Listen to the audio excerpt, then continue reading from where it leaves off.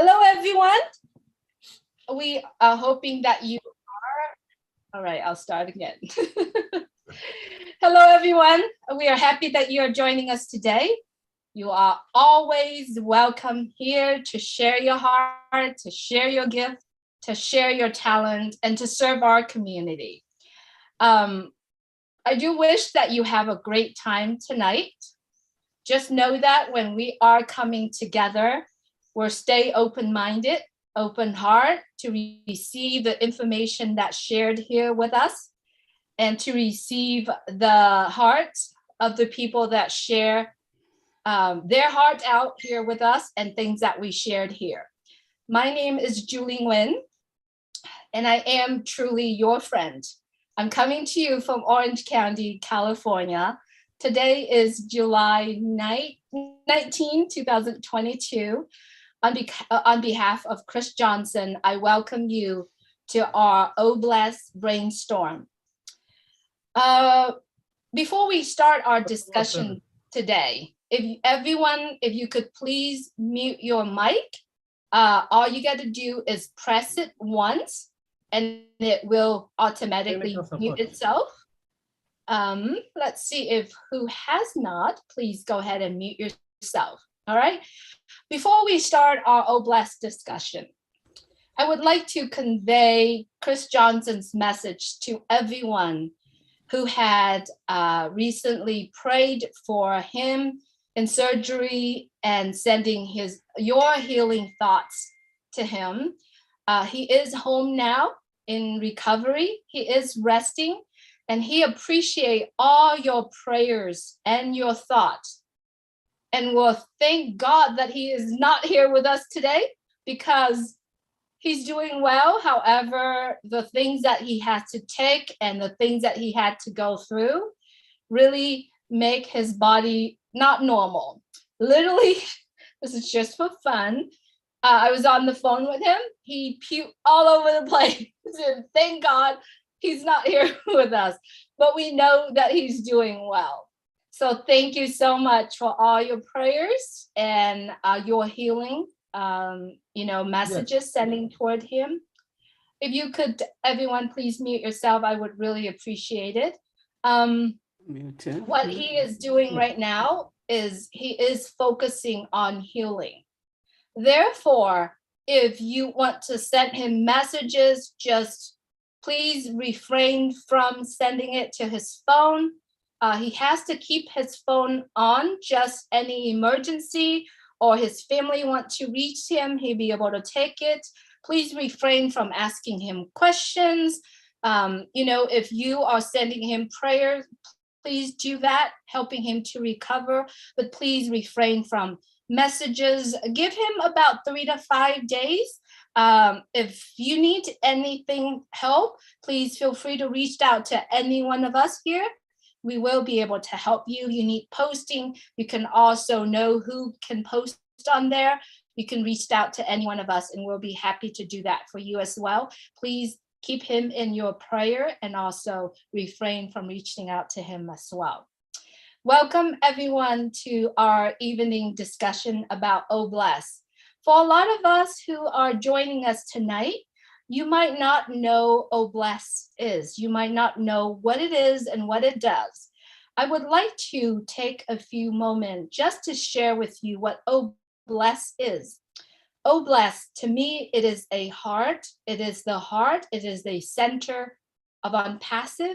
It is a philanthropist platform that really helps connecting all of us together to the causes that matter to anyone that involved in it.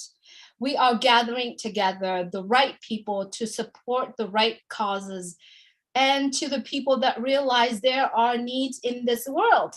So that is basically a snapshot description of Oblast. Oblast aims to connect people to not only seeking for help, but seeking financial assistance to the people that are capable of and willing to be able to give a hand. This platform comes into two distinct ways of accessing. If you are a benefactor, you can use Oblast as well. If you are a campaigner, you actually could use Oblast to do so. So if you are looking for further information about our Oblast, please feel free to visit www.onpassive.com, or the best way for you to get to know more about Oblast is to get back with the person who invited you to this webinar, who invited you to attend OnPassive webinar, who talked to you about the opportunity to become customers, become resellers, become part of OnPassive. Please get back with those people so that they can directly direct you to the appropriate information and correct information as well. All right, so that is Oblast. And tonight we are gathering together here tonight with everyone has a heart of connecting people around the world, helping other people. And I have to say, many of us are here today has already done so in our own life, in our own charities work, in our own community or our own home. Chris has put together a program for us but it's not going to be happening tonight. However, he and the guests that are preparing for the program coming up next week is Janet Butler and a lot of her team. So it's coming on next week. They are going to talk about hurricane shelter. So if that topic touches your heart, and if you are wanting to focus on those topics, please remember to mark your calendar. It's next week at the same time. But tonight, I'm stepping up to help Chris Johnson tonight. And when he told me to help him, I said, okay, I'm just going to do what comes to my heart and my mind. And it comes to my heart and my mind is my dear friend, Leon Holiday and his team. Recently, his friend has traveled to the Philippines and they put together part, and Neil Stern, Leon's going to talk more about it. But before I get started and before I send this over to Leon, I like to share with you some of the images, the little clips that Leon shared with me about what was that trip about, and also what Neil Stern was doing when I think she's still in the Philippines. And I know Emily Guzman has projects over there. Everyone's focusing on helping the Philippines. Please get each other information and connect with each other. And wherever you are, if you are currently helping someone or having projects that you run or having, ideas, please reach out. Come on and join Oblast Brainstorm, because what we are doing right now at this moment is to brainstorm, getting together. So without further ado, I'd like to share with you a little video, a little clip that Leon shared with me about Nelia's trip. All right, so give me 1 second, let me get it up for you.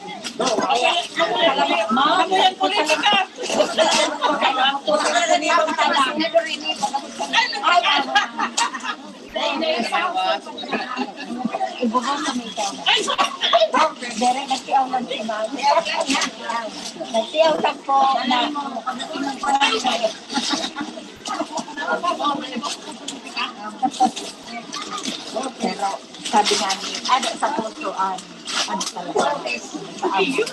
Kaya salamat po mo.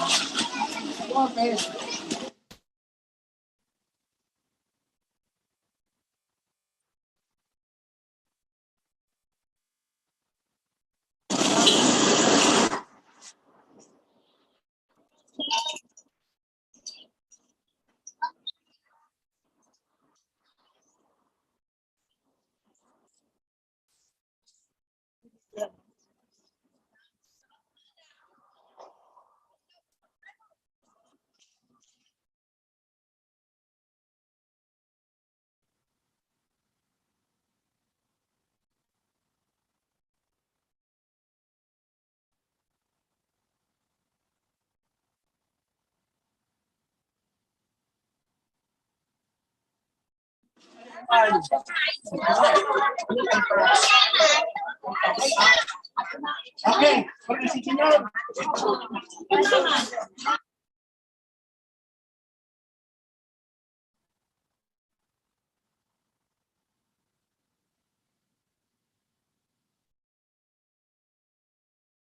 All right. Thank you so much, Leon and Nelia Stern, for doing that. I know you noticed that in the banner, it was a misspell. It's okay. The heart is there, the action is there, and the love is there. And I know that Nelia Stern has been doing that. She has, I believe, that doing that every single year. So without further ado, I'd like to introduce my dear friend, Leon Holiday. Leon, if you could please unmute your mic and talk to us, please. Hello, everyone. And thank you, Julie, for having me on today on Oh Bless. And of course, I love being on Oh Bless anyway. And so I just want to let you guys know that, yes, you guys may have heard of the recent volcano there in the Philippines. And what it did, it dumped ash on all the rice crops, and some of the people had to be displaced from their homes, and they had different centers around the area because it was hard for them to breathe the air and hard for them to even harvest the crops that after dumping volcano ash all over the crop. And so Nelia and a lot of other people in the Oxnard area we have probably one of the largest Filipino community in the whole state of California. I mean, whole United States, in Oxnard, California. And I've known Nelia for almost 39 years. She does my taxes. She's my CPA. So actually, it's kind of been like a tease every year. If I don't have to pay the government, whatever I get left over, I'm gonna donate it. And so this was one of the years where I said, okay, just let me break even. Whatever I don't get back, I'll donate it this year. And so I donated my whatever I got back to this year, because usually I never have enough of write-off. So she said, if you make a donation, you can always, write off. So I donated to her cause, which is our cause, which is in the Southern California Division, Sustainable, Unpassive Sustainable Living.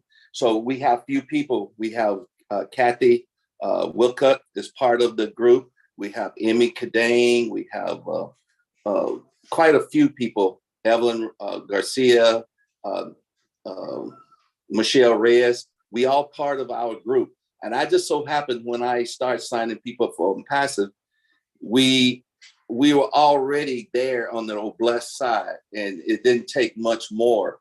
And when we have all the roundtable discussions and talk about what we can do to help people and trying to do a barley plate, and then Chris Johnson started this portion of Old Blessed.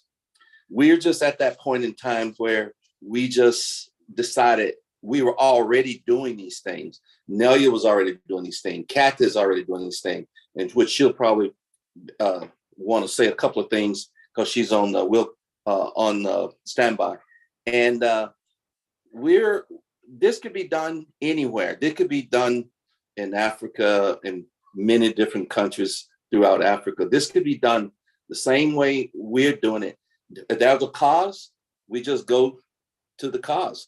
And again, sometimes having that tax write-off, she does my taxes and she said, you don't have enough of write-off, you should donate more, boom. I donate a little bit more.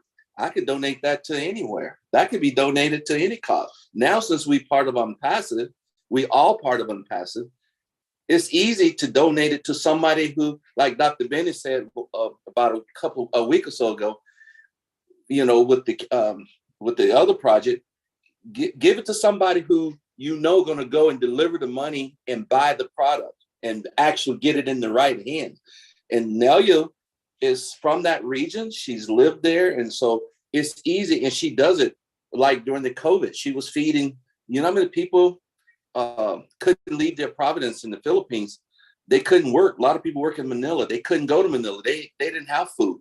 So Nelia was donating and sending food. She fed a lot of people. That was longer lines. because that's what we do. And that's how we're going to have to, that's how we as a group, we as a country, we as a whole, that's how we're going to take care of poverty. That's how we're going to take care of feeding people. These are the things that we need to do over and over and repeat it. It's just like, you don't have to hesitate. You don't have to wait on anybody's permission. You just jump in and do what's out of your heart. We joined Unpassive. We got 800 some people, 8,000 some people is on Oh Blessed. Everybody don't have the money or the resource, but you have your hands, you have your mouth, you have your voice, you have things that you can do to bring light or shed light to various issues. So starting back, I just want to back up a little bit. When Julie first came to me about Unpassive, like I said, I had COVID. I got signed up, but I wasn't active. And then when I started realizing more and more what Unpassive was about, I joined Unpassive because I wanted to help people with clean drinking water, because I worked 30 some years in the water and wastewater industry, cleaning drinking water, the same water that people turn on their tap and the same water they flush down their toilets or various things. That was my profession. You know, I started in the oil industry as a mechanic engineer, cleaning salt brine water from oil when they bring up with the oil. And then I carried that profession on over to the municipality.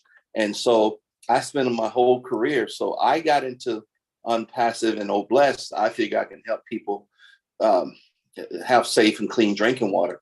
And there's so many things that you can do, a person can do with just the materials in their own country to build filters that can filter out a lot of diseases and stuff like that. You know, instead of just dipping your water in a lake, a creek, a stream, and just bringing the water out and drinking it, and not learning how to clean it and causing you to be ill. So those are what I thought. You know, I know all about drilling wells. I know how to make wells. I know how to, make them sanitized and stuff like that. So my point is to make sure that I was part of something that meaningful. So then all of a sudden, after I start talking to people about Unpassive and being in a huge Filipino community, and people start coming aboard, and then it was easy to shift. I start thinking about the sustainable living, sustainable village. Sustainable living, sustainable village is still possible, but what's happening is you got to get people. You can't just go straight from people off the street into sustainable living, because first of all, you got to make sure they're fed, they're bathed, they're fed, they have the proper hygienes, and all those things are taken care of first. And then you got to make sure people are vetted, because you don't want people around young children or people that are abusive to them. So there's so many things that we thought we would do. We come up with a application where when you interview people, and if you start a sustainable village, and then we start thinking about all the other things that are out there, like empty buildings. Instead of building a sustainable village, you can start with the empty buildings in your own neighborhood. There's empty schools, there's empty buildings. A lot of people don't know that they can get those buildings from the federal government or from the state for $1, as long as you got a cost. If you got a cost, you can go get those empty buildings, because if that building's set for so many years, it's your building. You're the taxpayer. That building belongs to you. If you pay taxes, that building belongs to you too. So why can't you go and get that empty building been sitting there and use it for a cost like putting homeless people in, or starting a village or kitchen? So there's so many things we can do right now. And so, like I said, it started off kind of as a joke, but it became fun. And so this year, the few dollars that I donated for the cost in the Philippines, there's a lot of money in the Philippines. It's a few dollars for me. It's either you give it to the government or you give it to, and what the government going to do with it? Nothing but buy unnecessary stuff. But if you give it this way, and a lot of people should look at it that way. If you give you give that money to a cause, And same thing going to happen when we start, when Obless, when Passive start, when the apples start to roll and fall. You're going to have that same, some of us going to have that same issue. You're going to have to pay taxes. And are you going to pay those taxes to the government or pay them, put the tide into on Obless? And that's the reason why I know Obless is going to be successful, because you're not going to want to give that money to the government. And if you're making a substantial amount of money, and a lot of that plus 20%, as Ash mentioned, that 20% responsible for 80%, that 20%, I think your pay going to be substantial down the road. And you're not going to just write that check to the government. And Obless, you got Obless right there. And Obless is going to help a lot of people. And just like I did this year, it's so easy to put it towards a cost, and the cost that was, instead of writing a check to the government, it's so easy to write it to a cost and help. And Nelia did hers the same way. Like I said, she said, okay, this happened right at the time the tax season was about to end, and we saw it was a good beneficial use, and this is how we ended up. And like I say, we didn't have to go out and ask people. We didn't recruit. We didn't ask for any money from anyone. We just decided from our heart. That's what we wanted to do. And so if we have some time, we got, I don't know whether we can bring on in audio, Kathy Wilcox. She want to make a comment towards how she helped in the Philippines as well. Absolutely, Leon. Okay. I'm trying to look for her. I think Okay. it was just Kathy, and she declined. So Kathy, make sure you type the very top option. It's accept as a panelist. Yes. And join us. While we're waiting for Kathy, Leon, I know you've mentioned about sustainable living. Could you explain for everyone what is sustainable living is? And okay, sustainable living is in my eyes, in my view, in my experience, because there's a lot of people talk about sustainable living. Sustainable living, as you know, California is in a drought, but when it does rain, all the water hit the ground and head to the tributaries and all to the creeks and streams and onto the ocean is gone. Because sometimes the ground is so hard, they don't have time to absorb that water. But imagine you can catch that rainwater. You can catch gallons and thousands of gallons of rainwater in a short period of time. Imagine taking that water, sending it through an inline filter and using it to drink, or using it to water gardens, planting plants and gardening, giving people something to do. For example, everybody in a sustainable village, that means everybody have a trade, everybody has a skill. Some people may only know how to crochet, but some people may know how to cook. Some people may know how to paint. Some people may know how to do well. In a sustainable village, everybody has a trade. Everybody has something that they can contribute. It's not saying, well, I can't do anything. Some people can just read books to children. Because if you have a 10-minute section of hour reading books for children, the parent can go and be doing something else in a sustainable village, like working in a garden or help paint a fence. Or when I say sustainable, I mean really sustainable. Grow your own food, grow your own beef, grow your own chickens with your eggs. And if you got too many eggs, what you do? You sell them. People love to buy some of the eggs, and if you got extra vegetables, go to the farmer's market. We got farmer's market everywhere. And then you got an income coming in, and you have food that you can feed on your table. And then you have, some people just say, I don't know anything. I just work security. You don't want anybody walking into your sustainable village. Some people can work security.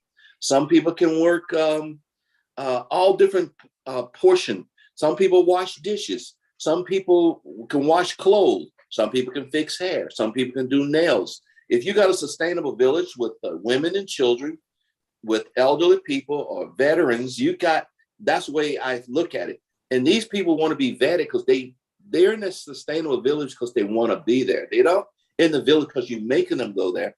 these people want a different chance in life. They want to help out and they want to be part of an environment that want them. And that giving that person another chance. And in that sustainable village, there's a lot of people volunteer their time, nurses, doctors. You know, we got doctors everywhere. There's kids that sleeping in their cars, probably never had a eye checkup or a hearing checkup or a dentist service. You got these people pro bono volunteer their time. They can come to the sustainable village. And once that village up and running smoothly, it can become profit, nonprofit. And think about that. You can start by building tiny houses. You can start have people graduate from living in tent like or in their cars in their van to a little tiny house. And then if the sustainable village continue to grow, people can move up to a larger size house, and then they can let someone else have the smaller size house. And I look at all these things because I'm also a builder. I'm an engineer as well, but I also build. I built several houses before, and I know how to work with city governments because most of my 20 some years of my profession was working in city government. I know how to get around a lot of the red tape. I know how to pull permits. I know how to, draw. I know how to design. All these kind of things I know how to do, but I'm retired now and I have nothing to do, but I'm passive. So, it's kind of like it's fun now because when you have to do it to work, it's a lot of work. But when you have to do it for fun, now it's fun because I don't have to do it for to get a paycheck. My paycheck's coming because I'm retired. So I'm doing it now for fun. So sustainable village, you can do a sustainable village anywhere, any place, anyhow. But again, the people that works in that sustainable village has to want to be there. They have to want to do that. And I think you can have a lot of people doing sustainable. So our group is Southern California Division of Sustainable Living, for Unpassed. And so I'm thinking that one day, again, like near where I live now, I know there's state land. It's been vacant for at least 20 some years. There's already infrastructure on that land. There's already water. There's already sewer. That's already on that land. If you go to the government and with a good plan, say, hey, look, give up that land. You can build, it's in an open zone, open space, agriculture area. You can get that land because they can't say, well, we're going to use it. You haven't used it in 20 years, so you're not going to use it. So let this, we have been you. We have been you the state. We have been you the city. We taking people who wants to be in a sustainable environment, put them in a sustainable environment. And that's why we said before, our government cannot solve homeless. They cannot solve poverty, because if they could, they would have already. These things got to come from each community and each person and work its way outward. And once we do a blueprint, it can be done in any city, anywhere, any country, any place. And some portions of the sustainable village will lack various things. Some of it, the main resource is money. But as we know, if the money get in the right hands, it can be used properly. It can be used correctly. But if the money get in the wrong hands, say goodbye to your project, say goodbye to the money, nothing gonna happen. And that's the way our government is set up right now. And then if somebody goes out of the office, then the next person come in the office, they claim they don't know nothing about the money. And everybody know this too. And I'm gonna tell everybody this so that people know. When money goes into general funds in any city, in any government, general fund money can be used for anything. And the most thing is used for is giving pay raises to the people who already have tons of money. That's simple as that. If money is appropriated for various things, they can't misappropriate funds. If money is designed for this over here, it have to go over here. But somehow these city officials are so slick, they know how to get the money into general fund. And so general fund means if they need anything, office furniture, another car or whatever. They go buy it with that money. Pay raise, that's how that money is spent. So that's the reason why I'm saying the money has to go into the right place in any organization that you go. And if it starts there, just like Nelia's doing, she go over there, she rent the jeepney. Jeepney is, if people don't know, that's a national transportation for the Philippines. They call it jeepney. She rent the jeepney, she go buy the food, she brings it, they bag it. And she also knows a lot of government officials in the Philippines. She used to work for the government years ago in the Philippines. So she got relatives that's in the government. So there's some government officials there with her working there. So that's how I see it should be done. So if anybody else have anything they want to say, that's good. Thank you so much, Leon. Yeah. And you brought up a lots of great points. Yeah. And when you told me about the sustainable living, and Yeah. Also you sent me the scope of work and some of the plan to it, I was so impressed. It was so impressed where not only that he thought about this is what he said, he's loving doing it. And as an engineer and as a person who worked for the county, the city, he has it all. He knows the ins and outs of it. So what I ended up doing with Leon is saying, you know what, let's do this. So we had positions that available literally toward that project. And the way how I love it is that you are living in the village together, and you build the whole entire sustainable village where anybody who's qualified can be there and build that within that village. Yes, it's probably going to take us 5 years, 10 years, 20 years. But once we build that sustainable living space for people, it's going to last forever. And I love this, Leon, and thank you so much for really, truly open my eyes out to support projects, because personally, I don't think I can do any projects or anything. I'm just tagging along with a lot of people and doing it. But you know what? If I didn't get into Pass This Through You, Julie, I wouldn't have a platform to talk about this or to move forward. It probably be something that fall to the wayside, because I know that now we got like-minded people on this panel around the world who want to be here for that sustainable. Now we got all our efforts and time. I mean, we can have Christina from where she lived, someone in Africa or somewhere, they can now contact me through Omail and say, hey, give me some opinion, give me some idea, and we can go with that. I mean, you can use Sustainable Village. Everybody's building these container homes. I remember when I bought the last 3 containers I bought, they only cost $1,200 each. And the more you buy, the cheaper they were.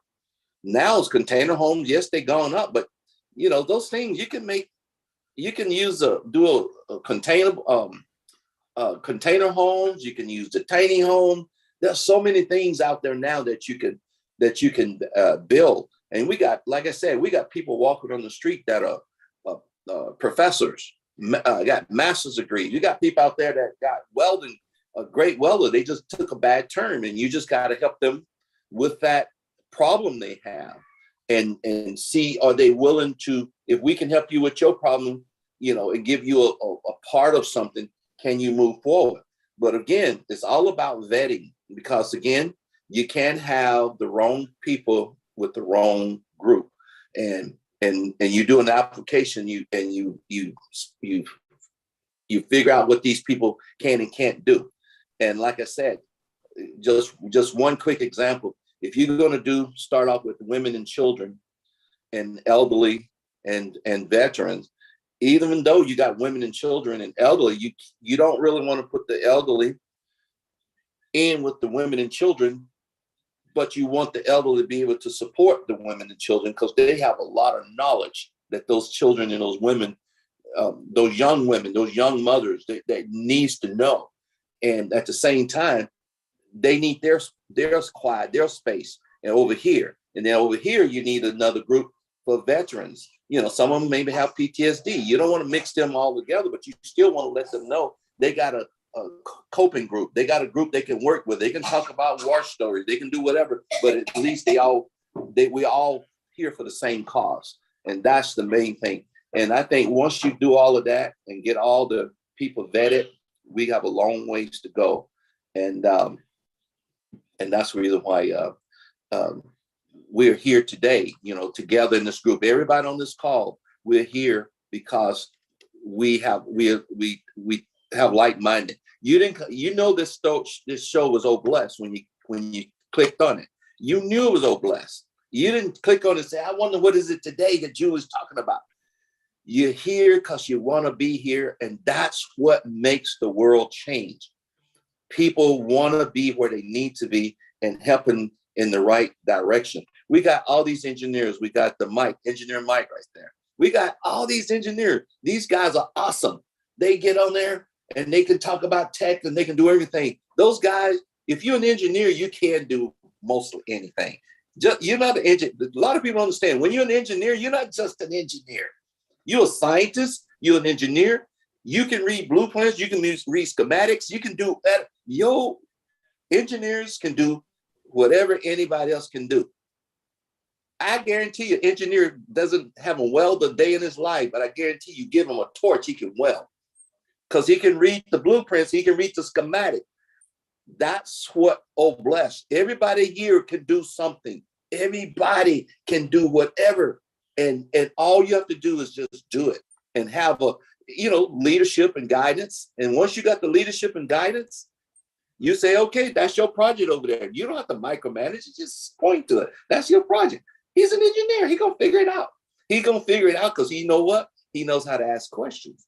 He knows what he doesn't know, and he knows what he needs to know, and he knows who he needs to go get that information from. That's what engineers are all about. That's what scientists are about. That's what Dr. Benny all about, her program. That's what Christina. I listen to a lot of you guys. I just listen. Sometimes I don't say anything because I love partaking in and listening to what people has to say, all around the world. And I said, diversity is the key. Simple as that. Diversity is the key because we are the most diverse group. This company would be the most diverse company in the entire world. And you got big companies out there, they having problems because they don't have diversity. They're having problems in creativity because they stuck. You have to have diverse minds to move forward. And Opacity will move forward because of the diversity alone. Just the diversity alone, we will figure it out. And actually, if he can just change the life of one person, and that's all he's asking. Everybody change the life of one person and paying it forward. And this is kind of what we can do here. And like I said, it started off as not so much of a joke, but it's that we saw the need in the Philippines and we responded to the cause. I did this time for the first time, but now you've been doing it forever. Kathy Wilcup been doing it forever. A lot of the Filipino community always reaching back and giving back to their community. And we're not the only community that did that. The Hispanic community, they giving back. They sending money home. They working here. They sending money home. The African community, same thing. They here, they working. They got family still there. They sending money home. We're taking care of our people by sending money home, just like my family. In my family, I was the first one to go to college. I was the first one to graduate college in my family. And also in my family, we all had the same opportunity, the same thing. But I got 4 sisters. I help my sisters, constantly helping my sisters do something. All my sisters are grown. None of them are married. But, unfortunately, they got a broken roof. They got a broken this, got a broken step. They got a broken.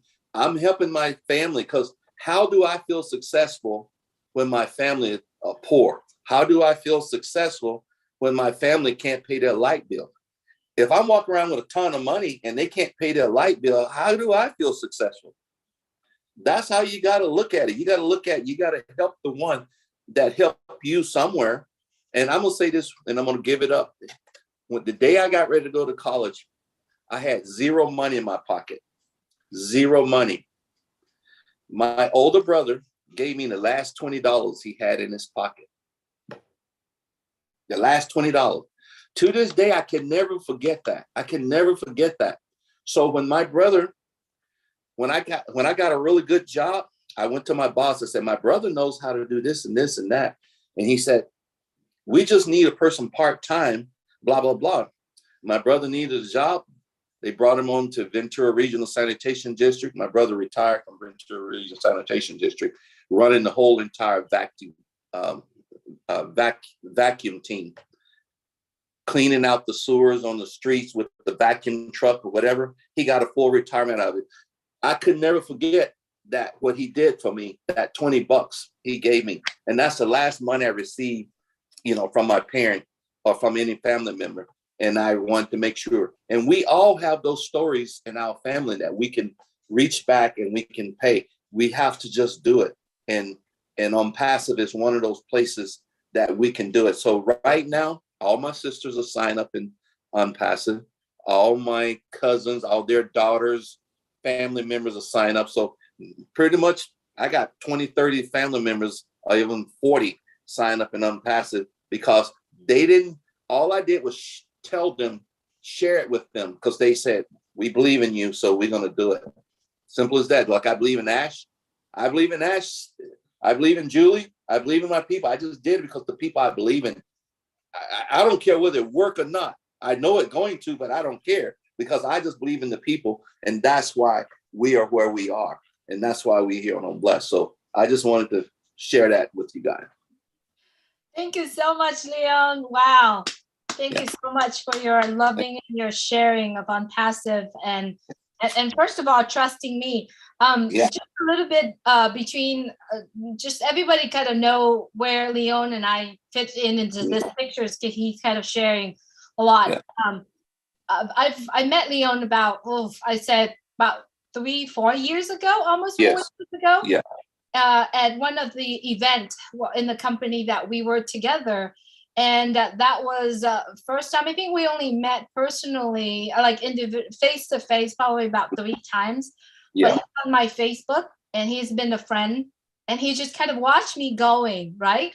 And then when I shared OnPassive with him, I just say, Leon, you've got to be in OnPassive. But I said, okay, send it to me. He sent it, he signed, and then he got COVID. So the entire year when he were in OnPassive, I got no hold of Leon. We didn't talk about OnPassive, didn't really do anything. And then I said, Leon, you got to plug in. Yeah. Leon, you got to plug in, right? And yeah, so, she sent me 3 videos. She sent me 3 videos. And those videos, I looked at the first one, I was hooked. I looked at the second one, I was hooked more. And the third video, I went running. I mean, I hit the ground just like running full speed. I said, okay, I got it. And she kept telling me, plug in, just listen to these videos. And I finally got 3. And it was one that Mr. Ashton Park made a long time ago, and then one somewhere around September 9th. And that's all it took, is the video. And that's how I got a lot of people interested. I got over 100-some people interested in just like giving them the video. I said, this video can explain more to you than I can ever explain to you. And it also is audio, video, visual. So I gave them the video, and people sign up just like that. And so that's all it took. Thank you so much, Leon. I think we've touched a lot of points today, but what I wanted to get back really quick, and then we're going to bring Kathy on just a little bit, about a few minutes after. I like to share this, is that Leon said a lot about the sustainable village. He said a lot about vetting. So then remember, ever since Leon plugging in, we have conversations at least once or twice a day, right? Both of us went on, and we literally tackle everything that comes on. And so I start putting down ideas of how do we vet people? How do we do this? And I shared this once before, but I also like to share this with you really quick. And if anyone would like to have this, and if you are thinking about what you want to do, what you want to focus on, or at least take some of these ideas and build within it. This is just ideas, right? This is something that we don't have to do it. This is just some of the ideas that we share here. I hope you can see my my document really quick. So what I am, when Leon talked to me about the sustainable village vetting, so I thought come up with the point, okay, how do I gather people together? How do I gather people together where they can sit in one place? We can start, building that connections with whether or not professionals that wants to help or people that need a place to live. I mean, we don't want to call them the homeless, right? They're just houseless people. They have home. So I better change my language here, right? And I learned that actually from Sherry Durstaway, one of my angel here. So I'm going to start changing. Like, these are just something that I put when that idea comes up. Now, if you do understand myself, when I think about something, I go and I do it. I don't let my mind, I don't let things, the idea, that pondering around in my head, because if I do that, it'll stop me from doing. So this is just something that I came up when we have that idea. So how to vet people, right? And Leon actually agree with me on this. Yeah. Is you gather all the people together and getting to know them. You could you could organize the whole entire month long of feeding houseless people or feeding people so that you can organize. But before you do that, you got to know what's your purpose. So your purpose simply just to feed them, gathering data, building the trust, letting them know that you are here and you are traveling this little journey with them together. What is your goal when you do this? It's to find out who they are, who wants help, and who do not want help, right? Not only that, the houseless people, but also the professional. You have to build that team of professional people.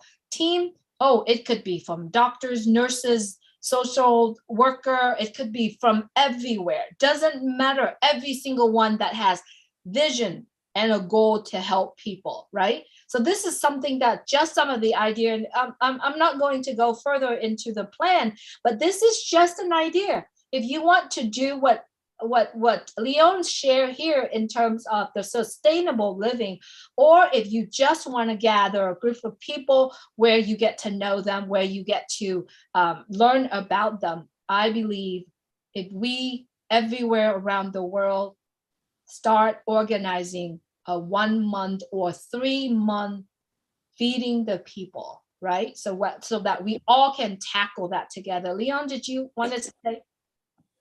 Yeah.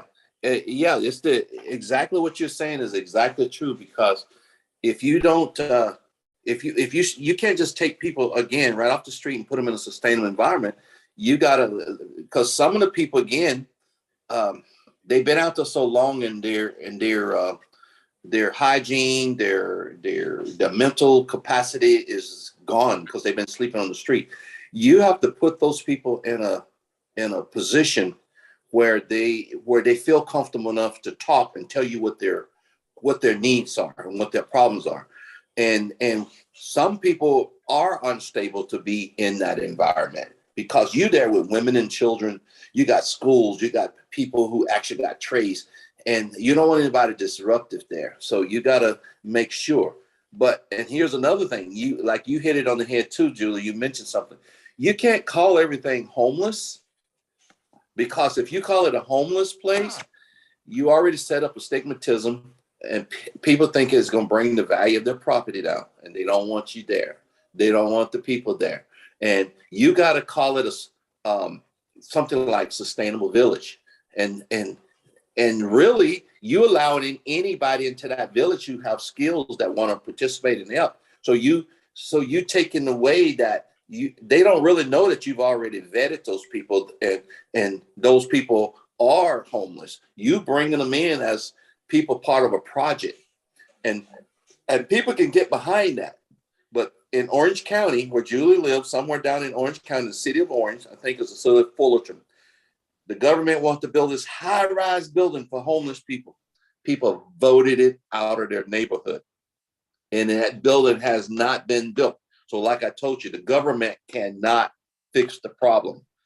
The problem got to be fixed with people like us, or people who have a like-minded idea. And once you get that blueprint moving, and you move from community to community, you gotta do. In our community right now, we have a person named Kay Wilson Bolton.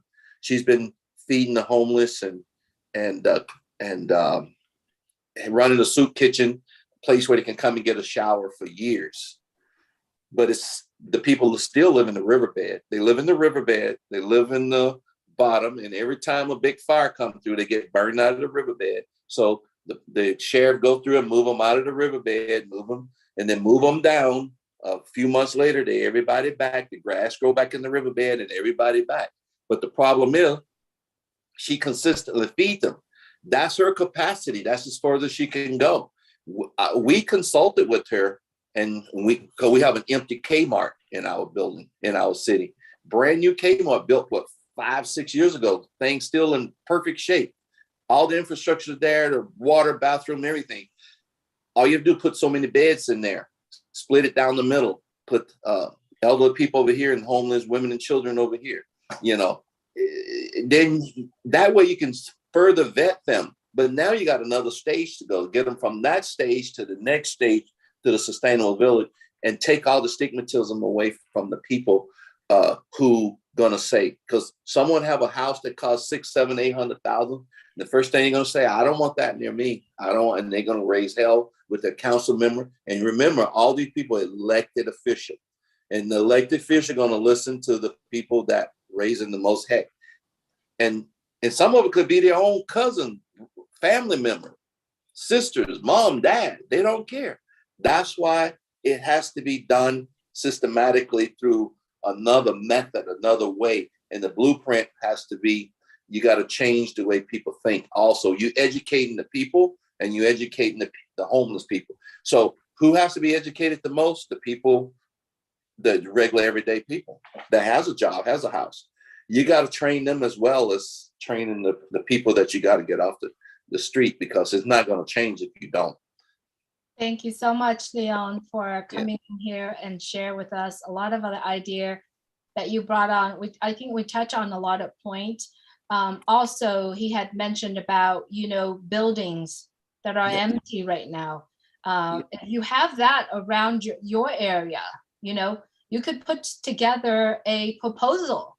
If you are writing grants, if you are, know how to put together a proposal, we could definitely, put together a proposal, a general one, and then we could submit. We can talk to them about Oblast. We can take this building, we can turn it into a sustainable living, or a houselessness for the people that comes. I encourage everyone here, if you see that what's shared here today resonate with what you want to do, let's do that. Get together, especially all the engineers. You know who you are. You know this. You are very systematic people, and I know that Leon and a lot of other friends here in Orange County, in Southern California, will get together. We're going to talk about it. What we envision is that if we can build one system, start from A to Z, to build a sustainable living, and if we can execute that, I believe with 3D printing, with tiny homes, with sustainable living, we can take that whole entire blueprint and share it around the world, and everyone around the world will be able to do it. All we need is to adjust with the rules and regulations and where we are, right? So exactly, because a lot of people don't know that government buildings, those buildings belongs to you, the taxpayer. And that building set empty, That's your building. You just go give the government a proposal, and here's $1, and I'm taking that building. They can't say no. What are they gonna do? That's your building.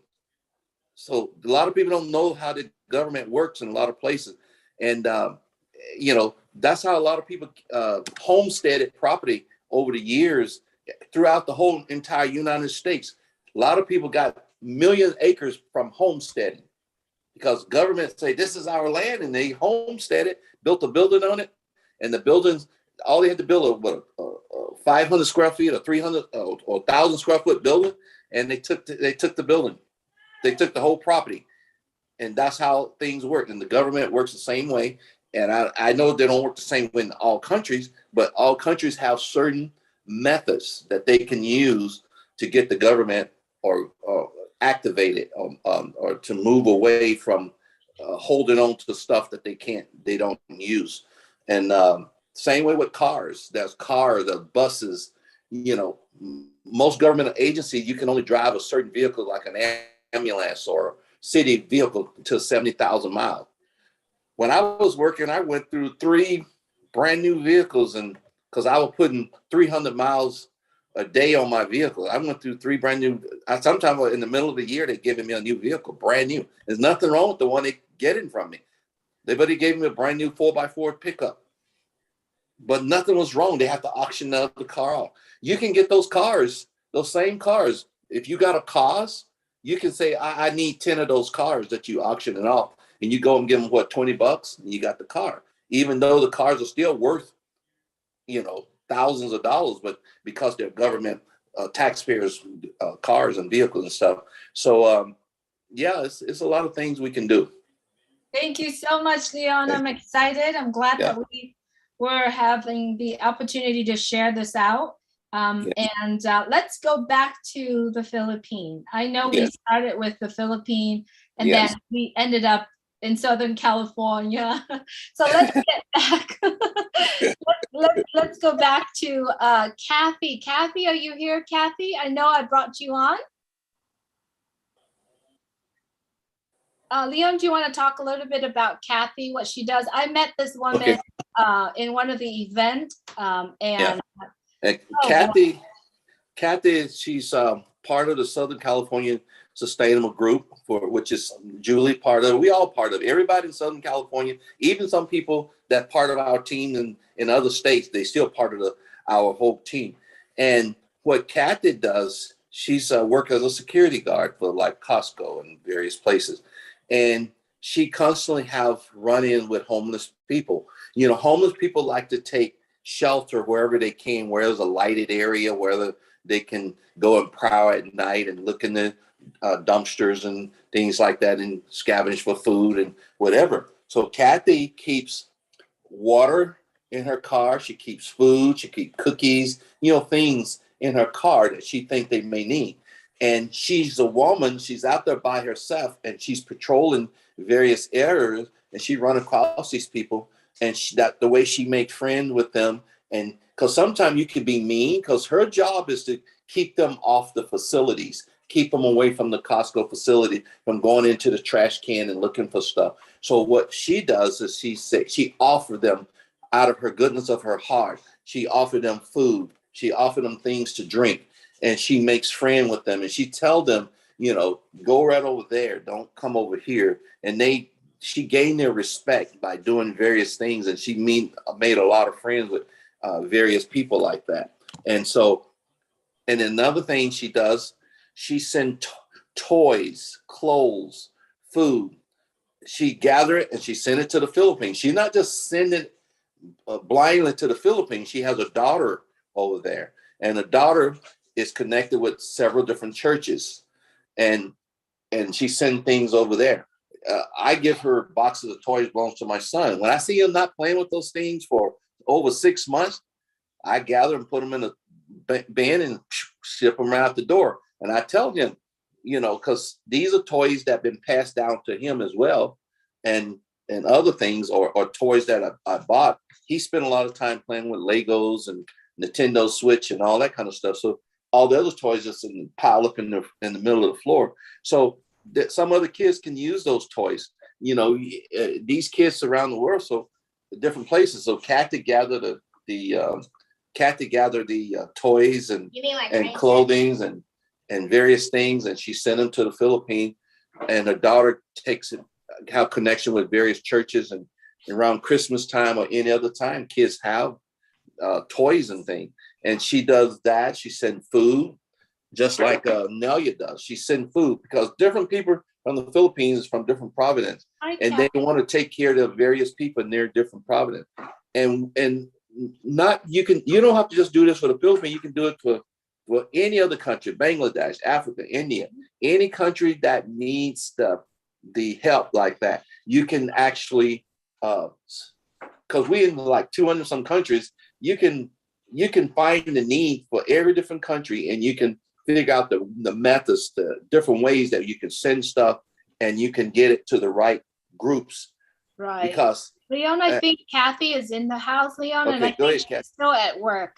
Kathy, can we see you a little bit? Yeah. There you go. Thank you, Kathy. Sorry, Leon. I saw her and she's That's all right. That's good. Yes. Go ahead, Kathy. Please say hello and Hi, my name is Kathy. Nice meeting you all. And this is my first time, so it's kind of a little bit nervous about it. Like Nelia is doing whatever she's doing in the Philippines, and she sent those videos to Leon. And I'm just sent 4 boxes to my daughter to the Philippines with the goods, the toys. I sent it, and then I told her to, when you give it to the people, just send a picture or video so that I can send it to Ubles, because my daughter Salome Ibay Lantano is a member, is O-founder too. So I have my daughter and my granddaughter as a O-founder in the Philippines. I will let him join next time and show her what we are doing, so that she can show us what she's doing over there too. Like what Nelia is doing, we are sending packages to the Philippines long time ago, not only clothing, but everything that we can send it to them, even money. Sometimes there's a person that he stays in the hospital and need money to get out. So I sent her like $500. $500 nowadays in the Philippines is like 100,000 pesos. So that's a lot of money to them, and they appreciate it very much. $200 is a lot of money already. So not only those are the ones that we're sending our love and compassion to our country. We don't want them to be left behind. Whoever that needs help, we tried to help them long time ago. I came here in America in 78, and ever since then, I'm sending them money, whatever I can send, even toys, personal hygienes, even everything that they need in order to help, especially in time of calamities. That's how we love our country, even it's like a third world country, but luckily we are here. God sent us to here, and then Good morning, Zahir bhai. we send it back to whatever we can help to them. And I love Nelia doing whatever she's doing. And I will send again my love and regards to all of you guys. And what Leon is telling me, what I'm doing here in California, I'm a security guard. Pretty soon I'll go to work and I have food, shoes, blanket, whatever, socks, whatever I have in the back of my car. And I saw a lot of those people, like I don't call them homeless, those are my friends. So I give them whenever they dig the trash can, and I said to them, and sometimes Hispanic, I talk to their language, and they said, okay, don't dig that anymore. I have food for you. Really? And they said, yes. And then sometimes when they go to the store, they shoplift. And I said, no, you don't need to do that. I said, what you gonna do then? I'll pay for it. Go, I'll pay for it. And they will love you for that. Be kind, and they will trust you. Instead of coming and do shoplifting, they will respect you because you give them the respect. Because don't judge the people according to whatever they have. You love them, you give them the respect no matter who they are. We have the opportunity to do things that we have to do. Some of them, they don't choose whatever they were.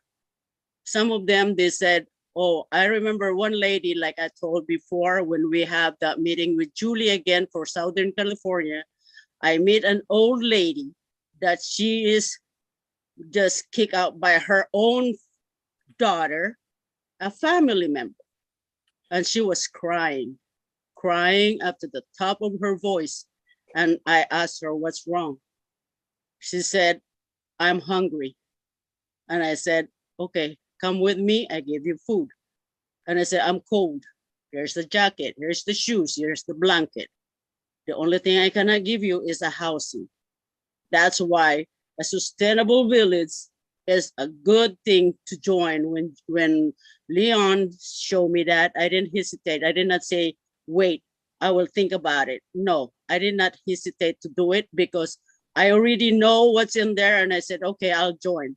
I'll join right away. I will join now. So I have people under me, and I convinced another lady who is another Filipina. And I said, you want to join this? I just show it to him. And then I told Leon, she talked to Leon and he said, let's go. Let's strike the iron while it's hot. And she make 35, 40 people right there for me to join. Yep. That's what she's doing. And every time she said, how is the OPASIP? It's going on, it's strongly going on. That's why I told myself that everybody's saying OPASIP is a divine masterpiece. Mhm. That's what I said, a divine masterpiece, because it's for humanity. Humanity is for human that are not well off. Mostly the people that we need our hands. Like I told Leon, I only have 2 hands before. Now I have too many hands helping the Philippines and helping people that I can say it in here where I work. I only have 2 hands, like I said. Now I have millions of hands to help. Oh, bless. Oh, passive. Thank you for one person. First, Leon to let me know, Julie to let Leon know, and Julie, whoever bring Julie on. Then after that, whoever bring Julie and Julie, then we go to Mr. Asmo Farah for a very, very big human heart, a divine person that sent it to us. God bless everyone, but most especially Mr. Asmo Farah. Just remember, this company I called Divine Masterpiece. I said that for myself, a divine masterpiece, because it helps humanity, not the well-off, but the needy person, like mostly us too. All of us, the needy person, all of us, we need help, then we pay it forward to the people that needs us. Like Julie, he paid forward to Leon, Leon paid forward to me paid forward to somebody else, and then the other people.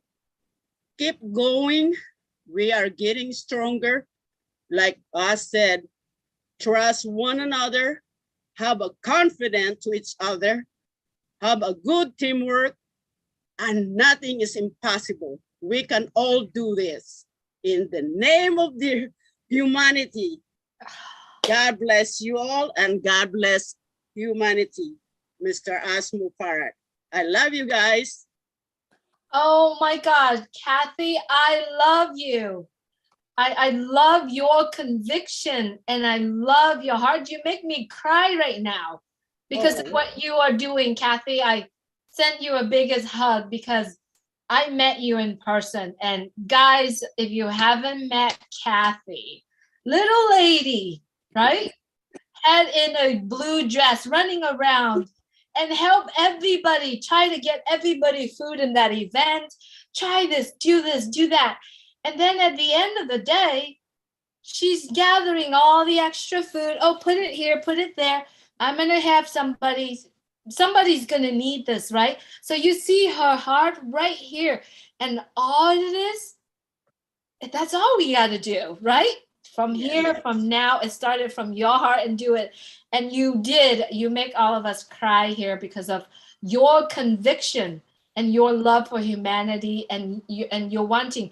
Imagine, guys, imagine all of us when blessings come, when on passive apples are coming, what Kathy is going to do. So thank you, Kathy, for doing that. I love you. And another thing about Kathy is she has a lot of like avocado tree in her house. And she said, Julie, when you are going this way, make sure you stop by me. Take a bag of fruit home.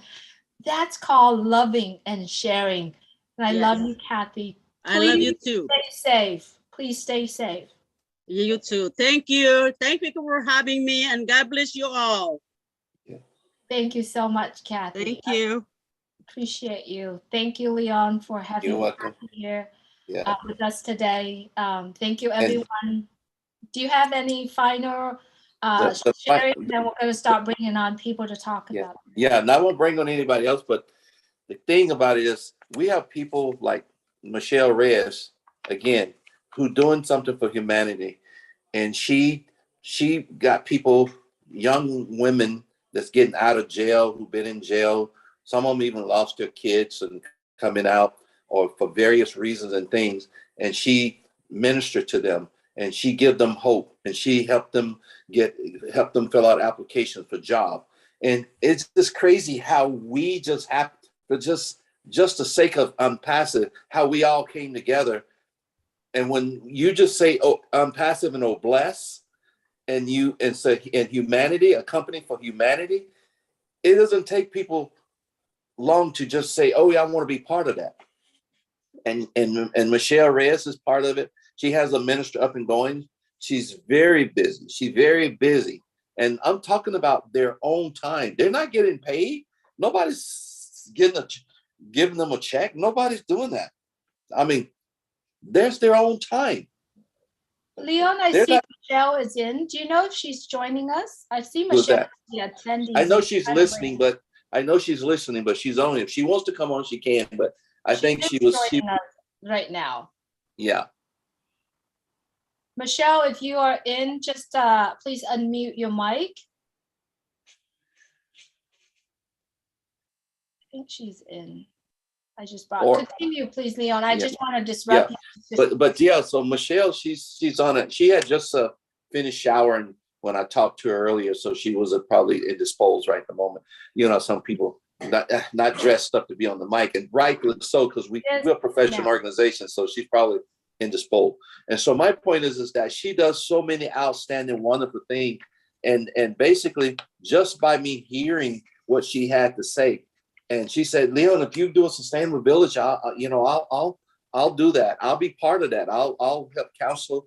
And so then we talked about it on one of Ash's shows, and we got a lot of people who have worked for helping others, who work with mentally ill, who work with various different types of people. And that's what's going to happen. Once you vet people, you got to send them to the right department, and people can volunteer for whatever the department that they have their profession in.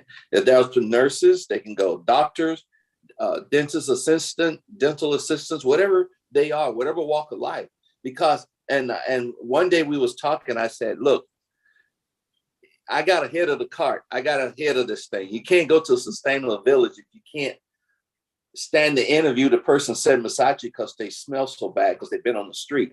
I said, you have to get that person a bath first. You got to get them their proper hygiene first. You got to get them everything they need to bring them, because they're going to feel uncomfortable. They're going to feel insecure. So you got to bring them in a comfort environment. You got to make sure they're fed, they're groomed, their teeth, everything.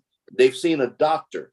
And then you can set that person down, and you can sit down beside them on a couch or sit down in front of them. And now you can actually talk to that person face to face without you feeling like you got to get up and run, or you feeling. So that's the reason I'm saying you got to bring people in a comfortable environment. And so that makes a difference. And so not just, I mentioned, like I said, the Oxnard, California has one of the largest Filipino community in the United States. And It just so happened, I just ran into that group that they all doing the same thing. They all sending money, food, or taking stuff and sending it to the Philippines and helping each other out as the community, as a community and as a group. And again, I heard last week the people from Guyana, all the things, and my heart just opened up and poured, because I know that so much corruption going on, not just any country, every country, including ours. I mean, ours country is no worse, no better than any other country, because they send billions of dollars to up in Seattle and the Portland area. They got huge homeless population, people on the street living in tents and everywhere. But those billions of dollars come from the stimulus. Can they get it to the people? Can they get it to the right place? No, they can't. That's why groups like ours, once we get the blueprints and get going, that money should be put into our community, to our hands, to the people, the everyday people who are really helping people. That's how the impact. And yes, like I say, working for cities, I should do grants. I wrote grants for trees. I wrote grants for park equipment. I wrote grants for wastewater equipment for plant, drinking water distribution, how to get chlorine system. Government got all kinds of money for everything. You just write the grant, you get the money.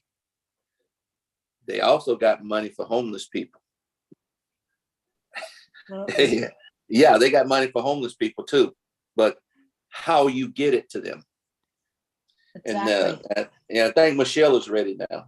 Yes, I think Michelle is here. Michelle, are you here with us? Please unmute your mic and please introduce. Can you hear me okay? Yes, we Yeah. can hear you, Michelle. Okay.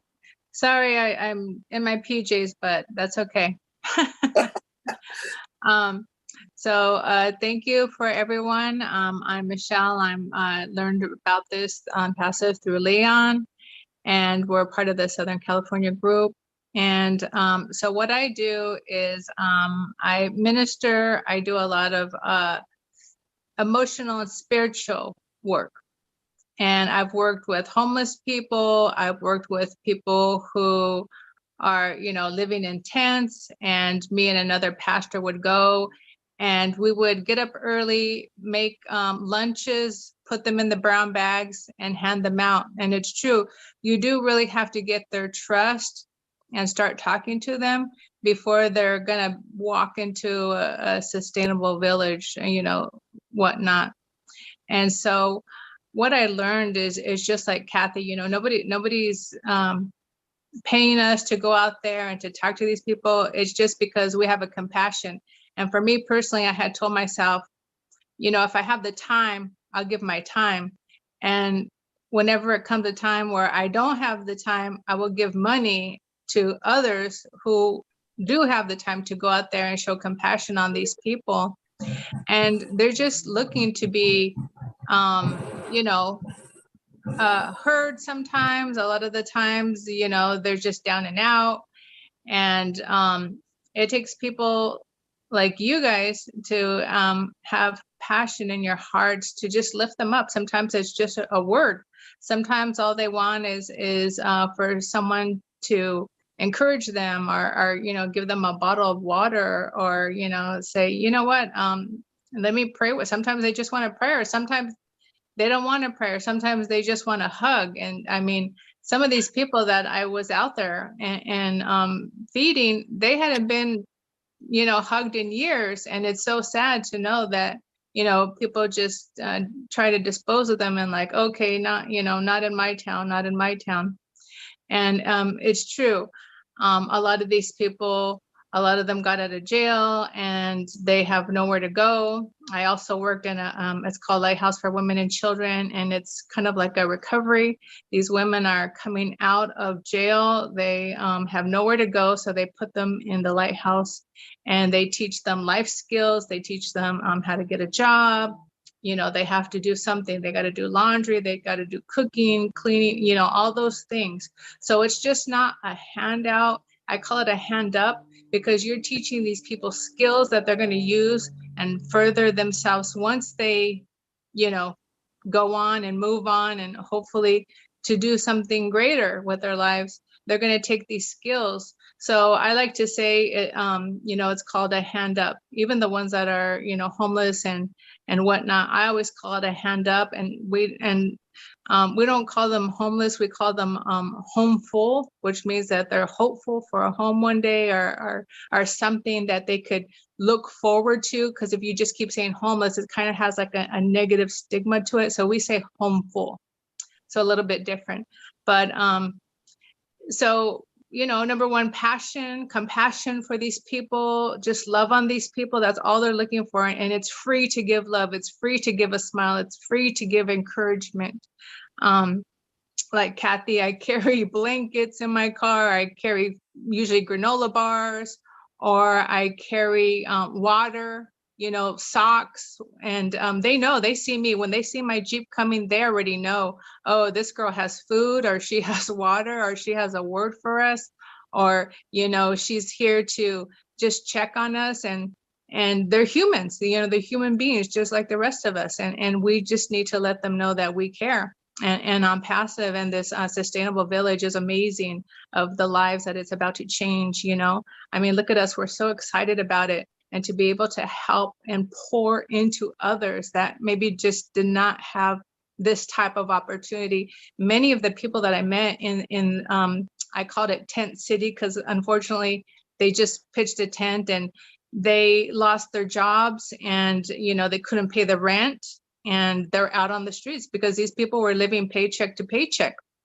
Or something went wrong with their car, $600, and all of a sudden, they're behind in the rent because they need the car to get to the job. And it just kind of snowballed. And before you know it, they have the car and they're living out of the car now because they couldn't afford, they got behind on the rent. So it's many stories like that, people that I've come across. And so I know, we each have the ability in us to make a difference. We're already doing it. We're already taking the risk to join the team. And we took the risk, and we're like, wow, this is such an amazing thing that people are gathering together to do. And so I just want to congratulate each and every one of you for stepping out in faith and becoming part of Unpassive, and just taking the risk of like, okay, we're going to do this, and we're going to plan it, and it's going to happen. And it's already happening. And it's just so amazing that the people have come together to really, because it's called Oh Bless, to bless others. And, a lot of the time people don't have that capability. So we, as people, when I would go out there, people would say, I can't do that. I can't do that. And I'd say, okay, well, just, keep us in your thoughts. And I would actually have people donate money to me and say, okay, buy the lunches, or, buy whatever you need. I don't have the time, but I'll give you money. Or I don't, I can't see the homeless. I can't, like, it's too heartbreaking, but you go and I'll give you, they would give me resources. They would give me food vouchers or gift cards or whatever. And so there's always a way to make it happen. You just have to have a willing heart, an open mind. And like I said, once again, it's possible. It's possible. So I encourage you, each and every one of you being here, that, you're here to make a difference, to make a change. And I thank you and I encourage you. I love each and every one of you. And I cannot wait to see what else is going to happen this coming year. So God bless, all the way from Oxnard, California. Thank you Good night. so much, Michelle. Thanks so much for joining us today. When I met Michelle in one of the event where we had here in California, she doesn't talk much, but she makes difference. She makes a boom difference, right? She goes out there and she just does her thing. And thank you so much, Michelle, for being here. And thank you so much for sharing your heart here with us. Really appreciate it. Thank you. Thank you. All right, Leon, any last words? We're going to start calling on the folks that patiently waiting for us, but any last No words? last words. I just like to hear from other people, and thank you guys for listening. And like I said, it's all started in the heart. And like I said, I started off when I'm past this just saying I can help people with drinking water, and I'm doing much more than so thank you. Thank you so much, Leon. that's the kind of conversations we have every time we're on the phone together. So thank you for just trusting in me Yeah. when you accepted to be founder of OnPassive with the information that I share with you. And he hasn't stopped. So thanks so much for being here. All right. I see that Ava Diaz has had her hand on since very beginning. So I'm going to call on her. Ava, good to have you here. Nice to meet you. And thank you for joining us. Please unmute your mic. Thank you, Julie, for having me here. This is the first time that I'm coming into OBLESS. I've been doing this for a very long time, but not on OnPassive. I have been trying in my own little means. I'm from Bangladesh. I've been on my own little means that whatever I can, I try to help the people, especially the really poor people, those who are unable to have proper meals, and they are rickshaw pullers. So, one hot meal, they really enjoy. So we make that, what I do is I make it a point of duty to bring everything. I cook it myself, and then I pack it and I distribute. It's not much, but whatever little I can, once a month, I've been doing it. And I've been doing it for the past 3-4 years. And in fact, during COVID times also, without coming into the limelight, I have been helping people, with their rations and whatever I can. So that is why I wanted to join OBLESS, because I know it is a very good cause and I would really, really like to help people. So I need to team up with like-minded people like you so that I can help others. That's all. Thank you so much, Ava, for being here. Congratulations for what you are doing. And I know, oh my gosh, I just sit here and hearing everyone who's sharing today and saying, when the apples are falling, how many lives we can touch, right? It's going to be in a massive way. So I just wanted to know that if I have, how can I join with other team members from Bangladesh so that we can really go out and make a lot of difference. if you, Because I have in mind that, there are people that, like they say, don't give a man a fish to eat, teach him how to fish. This is what I feel that we need to, give them, like Leon said, sustainable. Give them to do something where they can really sustain themselves and not put out their hands, and they will not feel that, they're poor or somebody is being just pitying them. No, they want them to live with pride and dignity so that they in turn learn how to help others. This is what I have kind of thing in mind. So I don't know how, but it will happen. That much I know. thank you so much, Ava. You are the gem that Bangladesh has. So what I did was I sent you a message with my email on it. If you could please send me yours. And Sure. if any friends that are in Bangladesh has the right vision, the right heart, like Ava shared with us here, please send me an email, and I definitely would love to contact and connect you as well. Thank you for being here, Ava. Thank you, Julie. Thank you so much for speaking out. Thank you. Thank you very much. All right, Engineering Mike, you are up next. Please go ahead and unmute your mic. Hello, everybody. Good evening, all our leaders. First of all, Leon, I don't know.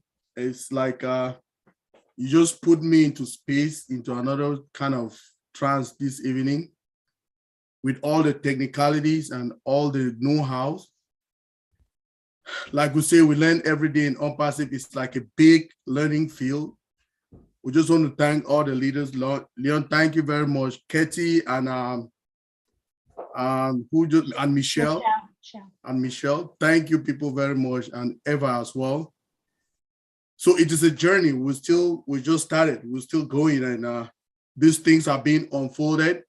They are unfolding so that we should plan more as we go along. And this platform is a good one.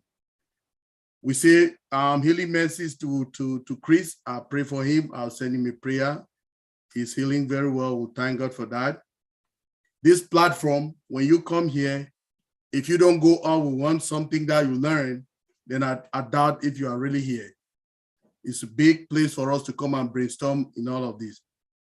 Leon, kudos. I mean, like, I used to say, sometimes you think that you know a lot of things, right?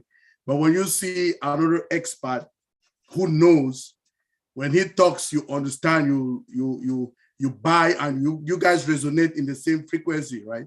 So it's marvelous. Then I just want to say I have so many projects around the world, which is by founders. But what we're waiting for is a guideline from the CEO himself, how we'll be tackling these projects. So, but trust me, I'll be knocking at your door every day. I'll get your number from Julie, Leon. We have to work. We have a lot of work to work. It's just starting, right? I have this gigantic, the last time I talked to Mr. Ash, he was talking about a fast train road in Africa that I used to talk about with him. So finally, he calls it Africa. That is the name he gave it. So I've been working with a lot of engineers in the world, worldwide. We're putting stuff together. Leon, one day you hear me call on you, you have to join my team. Let's make that thing happen. We're working a lot. We're doing a lot of feasibility studies on the distances where they are supposed to pass.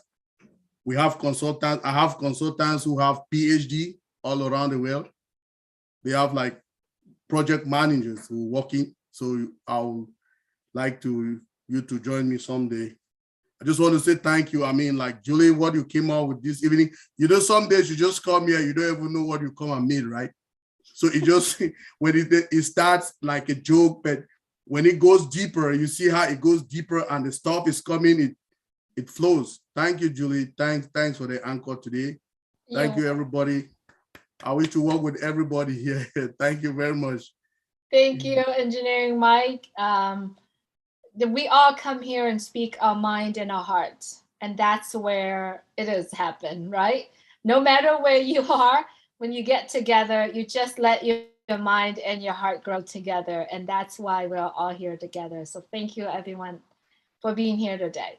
All right, Phil and Susan Torres from Northern California, good to have you here. Please go ahead and unmute your mic and tell us what you're thinking. Well, I just wanted to share with all the founders the power of our creator and how I know OnPassive is going to help change the world.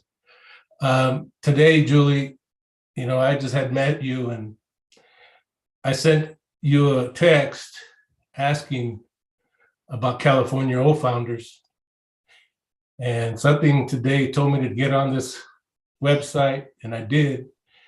And come to find out that Leon is where I was born and raised in Oxnard. And I moved from Oxnard to Northern California.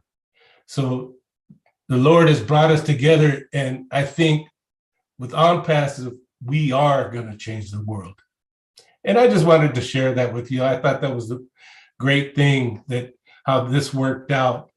And like I said, just today, I sent you that text because I wanted to meet new founders. And now I think there's an avenue we could follow that we can all get together and build OnPassive and make it a great business and helping business, a loving business.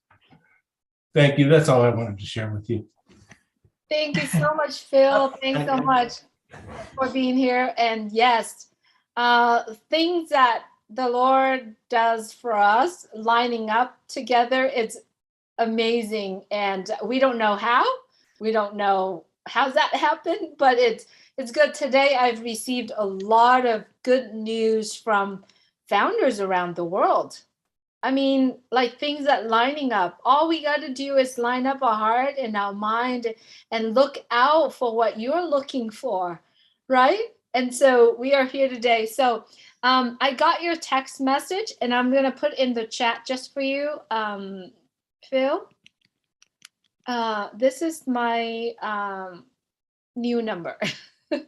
So if you could replace the old and we're good to go. We'll connect. And then I definitely will connect you and Leon and all the team together. In California, we're planning to have one coming up soon. Let's connect. Let's pull everyone together. California, it's just a state within United States.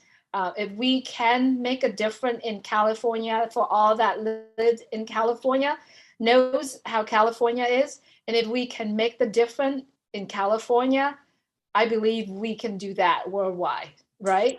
Yes, and the things that Leon was talking about were the same things my wife and I were talking about, because in California, I used to work for the California Youth Authority, and they're closing down camps and leaving properties vacant. Those camps and different buildings are going to be standing there and not be used, like Leon was saying. And like he said, we could, as OnPassive founders, use those places to help the people and build OnPassive communities. Area kitchens and And those places already have kitchens, bathrooms, everything you need. And then the camps, they have the rooms, and people, it could be self-serving. They can be the cooks, they can be the electricians, they can run those OnPassive communities. Yeah. It can happen. We just everybody puts their head together. We are going to change the world. OnPassive will change the world. Yeah, and especially like those state buildings, we built those buildings as taxpayers. If you worked anywhere in the United States or in California, you built that building. So that building belongs to you. So when the state is done with that building, you got a plan. You go to the governor or wherever their liaison team and say, we want that building. Here's $1. And I'm looking forward to meeting everybody. And because this, like I said, this could be done around the world. Absolutely. I believe so. And Okay. Bless you all. Yes. Thank you so much, Phil and Susan. Look forward to meet Susan sometime, and let's connect. I send you my number on the private chat. Please get that, and then I'll reach out to you, and then I'll connect Leon and everyone together. Thanks so much. Thank you. Sounds good. Thank you so much. All right, we have 20 more minutes in our call today, our meeting today, our get together today. I see Tom Taylor is up next. Tom Taylor, nice to meet you. I heard you on Marty's Live. I heard he mentioned your name, but this is the very first time I'm actually see you via Zoom. Good to have you here with us. Thanks, Julie. Can everybody hear me okay? Yes, we can hear you. Awesome. Good morning to all of you. That's my local time from Cebu City in the Philippines. I want to address an issue mainly for the benefits of, let's call them the non-core founders or people who may watch the recording at a later stage. And what I'm on about today is there's an awful lot of people out there who've got simply no idea what to do with the money once they receive it. Don't believe me? Go out next time when you're in the mall shopping or the supermarket, walk up to a total stranger. Hey, excuse me. If you would win $1 million tomorrow, what would you do with it? You'd be amazed, and probably about 80, if not 90% of the people will offer you a blank look on their face. They got absolutely no idea. One of the most common answers is, I worry about that when I have the money. And that exactly is their biggest downfall. Now, I want to get into some statistics for a minute. You heard about the big lottery winners. Somebody wins $5 million, $21 million, maybe $300 million even. And you wonder, what the heck do they do with all that money? Now, statistics are that between 3 to 5 years, the majority of those people who came into money very, very quickly file for bankruptcy. That's a fact. Many reasons for that. Some of the reasons, they stop working, of course. Other people just give away too much to family, friends, friends of the friends, pretend friends, all those people that come out of the woodworks when all of a sudden, oh man, he or she's got money, you know. Keep in mind taxes, you know, no matter what you're going to earn, there will be taxes to be paid at some stage. And then the biggest downfall for people that came into a lot of money unexpectedly is they go spend crazy. You know, they buy boats, new cars, a villa in the Maldives. The sky's the limit, right? Well, not really. You know, big ticket purchases add up a lot quicker than expected. And for some people, or most people, money eventually does run out. So here's my suggestion. When you start making some decent income with OnPassive, I suggest, let's pick a figure for the sake of having a figure to work with. Let's say you make $10,000 a month at some stage. So before you call your best friend to celebrate, I reckon the first call should go to your financial planner. And if you don't have one, I suggest you most certainly should start looking around. Because, you know, the average person really has got no idea when it comes to taxes, where the money is best invested, how to use your funds. So, you know, you don't lose the overview. Let somebody else worry about all that. Get yourself a good financial planner. And most importantly, make a plan. And by making a plan, I mean, write down what it is you would like to do with the money. Stick with the 10,000 for now. Let's say, as an example, okay, I'm earning $10,000 every month. It's increasing in time to come. I want to set aside 20% for a good cause or less. And so you got a figure to work with. I've got $2,000 every month to spend on X, Y, Z. The rest of the money you should spend on yourself. But again, as mentioned earlier, also set some of the funds aside for taxes to be paid. Because believe you me, taxmen will be around whether we like it or not. And I want to finish this with a joke, actually, where these two old guys are walking in the park, and one of them bends down and picks up a pay packet. And the other guy says, man, you're very lucky. The guy keeps studying the pay packet, the other one, and the old guy says, come on, man, aren't you happy? The guy turns around to him and says, look at this, look at this. I found all this money, but look at the amount of tax I had to pay. And that, unfortunately, is a mindset of a lot of people out there. And all of a sudden they come into money. Make money, be happy. Let's help others. Have a great day, everybody. Thank you for having me. Thank you so much, Tom. That was great. You brought up a really nice point. Is yeah, you got to think how much, when that amount of money coming in, what are you going to do? How are you going to separate it? I mean, I used to say this when I have, you know, funds that coming in, monies that coming in, live in 10% of your income. The rest of them, split them in 3, right? 1/3 of it, go to saving, or and then 1/3 of it, go to charity, and 1/3 of it, invest, right? That's kind of like the number for me. Live on 10%. Yes, you can. Can you do it? Yeah, live in 10% of your income. And then think about charity. But now when we are in OnPassive, how many of us having more than one account? Can we do 100% to Oblast? Oh, yes. 100% times 5 accounts. Think about that. I mean, I'm just really throwing numbers out here, right? Because a lot of us say, oh, I'm just going to do 10% to Oblast. No, many of us, I mean, if you really think about the values that are offering an OnPassive, will you say, I'm willing to do 100% of this particular account to Oblast, right? And if I have more than one, that has multiple account? Can you do more than one? Oh, I love it when it talks to about giving. I love talk about it. So if you haven't really decided on the number itself, designate it, write it down. You don't have to tell anybody. All you got to do is, I know that this is going to go to Oblast, or this is going toward my traveling for the projects and all that stuff. Tom, thank you so much for bringing that on, because It's just, I know. sorry, Julie, just one thing I forgot when I said to make a plan. By making a plan, I really sincerely mean writing it down either on a whiteboard, piece of paper, whichever the case may be, and maybe put it into categories A, B, and C.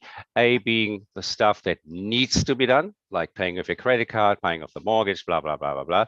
B, the items with the next priority. And C, stuff that is not all that important, but at some stage you really, really would like to do. Make that plan, then work your plan. Thank you very much. Love it. Love it. Thank you so much, Tom, for coming on. All right, everyone, we got 10 minutes. We got 2 hands raised, 3 hands raised now. We got to cut down the time that we are speaking. So we got everybody in. However, I wonder if Lily Lane, if you are here, Chris has mentioned about the homework, and you had a little homework to do. And if you are in, please come on and join us. And if you're declined, I know that you're not in a place to share, which is okay. But if you're here, please join us on the panel. All right, up next, we have Dr. Benny, Abdullah Rahman, and then Sherry Green. Those are the 3 speakers that we have. We've got less than 10 minutes, so let's just keep it right around 2 minutes each would be great. Thank you so much, Dr. Benny. You're up next. Yes, Sister Julie, thank you for giving me this opportunity. I want to greet each and everyone. Brother Leon Holiday, Sister Kathy, and Sister Michelle. I want to take this moment to thank you guys for the humanitarian work. I really appreciate you, and I respect for a job well done. And what I want to say is that Oblast will take care of everything. But if I may ask a question, with these individuals that you guys are taking care of, have you ever thought about asking them their goals? What do they want to do in life, especially those coming out from jail? Because I noticed that I used to work with this type of people as well. And some of them do like going back to jail. But have you thought of asking them of their goals, what they want to do, so in order to better off their life in future rather than suffering? I do have a lot of questions, but I will take it. I'm not going to ask that much. But the first thing is that I want to comment. And for Sister Kathy, I don't know, are you around? No. Kathy and Michelle, I think they're on, but I believe Kathy was getting ready for work. Oh, okay. Never mind. Yeah. It's okay. I'm not going to waste too much time, but I just want to commend you for your work. And I am willing to work with you all because I want the best for them. I don't want them to suffer. So despite the fact that I am in Maryland, when the dollars start coming, I can still fly to California and work with you. Gotcha. Thank you so much. Yeah. Thank you. Thank you so much, Dr. Benny. Yeah. I've got Dr. Benny's numbers, and if anyone would like to connect with her, let's do it. If we can do this together, I'm very sure we can make the biggest difference, right? Wherever we are. So the more, yes, that's what I mentioned before. The more people come together, the more creative and more things. That's how we're going to be able to handle things. And I picked up on a lot that Dr. Benny was saying last week. Getting the money in the right direction in the right people's hands. That's what it's all about too. So there's a lot of resources. Absolutely. Thank you so much, Leon. Thank you, Dr. Ben. All right, Abdullah Rahman, if you could please unmute your mic. Thank you so much for being here with us.